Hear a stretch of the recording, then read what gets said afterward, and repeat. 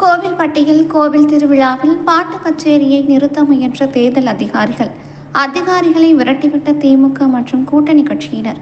திமுக கூட்டணி கட்சியினர் மற்றும் பாஜகவினரிடையே வாக்குவாதம். தூத்துக்குடி மாவட்டம் கோவில்பட்டியில் செண்பக வள்ளியம்மன் பூவநாத சுவாமி திருக்கோவில் பங்குனி பெருந்திருவிழா நடைபெற்று வருகிறது. இந்த நிலையில் திருவிழாவினை முன்னிட்டு கோவில் பின்புறமுள்ள காந்தி மைதானத்தில் அமைக்கப்பட்டுள்ள ராட்டினங்கள் முறையாக அமைக்கப்படாமல் விபத்து ஏற்படும் வகையில் அமைக்கப்பட்டு இருப்பதாகவும் குற்றச்சாட்டு எழுந்தது. இதனால் ராட்டினங்கள் இயக்கப்படுவது தற்காலிகமாக நிறுத்தப்பட்டு இருந்த நிலையில் இன்று மீண்டும் இயக்கப்பட்டதாக கூறப்படுகிறது. இதனை வருவாய்த்துறையினர் தடுத்ததாக தெரிகிறது. இதனால் ராட்டினங்கள் இயக்கப்படுவது நிறுத்தப்பட்டது. அதேபோன்று காந்தி மைதானம் அருகே திருவிழாவினை முன்னிட்டு பாட்டு கச்சேரி நடைபெற்று கொண்டு இருந்தது. அப்போது தேர்தல் பறக்கும் படை அதிகாரிகள் மற்றும் காவல்துறையினர் முறையாக அனுமதி பெறவில்லை. தேர்தல் விதிமுறைகளை மீறப்பட்டதாக தெரிவித்து பாட்டு கச்சேரியை நிறுத்த முயன்றனர். அப்போது திமுக மற்றும் அதன் கூட்டணி கட்சியினர் தேர்தல் பறக்கும் படை அதிகாரிகளை சூழ்ந்து கொண்டு வாக்குவாதத்தில் ஈடுபட்டது மட்டுமின்றி அவர்களை அங்கிருந்து போக சொல்லி கூச்சல் போட்டதால் வேறு வழி இல்லாமல் திரும்பி சென்றனர். அதன் பின்னர் சிறிது நேரம் கழித்து வந்த பாஜகவினர் கோட்டாட்சியருக்கு எதிராக கோஷங்களை எழுப்பினர். அப்போது அங்கு நின்று இருந்த திமுக மற்றும் கூட்டணி கட்சியினர் பாஜகவினருக்கு இடையே வாக்குவாதம் ஏற்பட்டது. இதனால் அங்கு சிறிது நேரம் பரபரப்பு ஏற்பட்டது.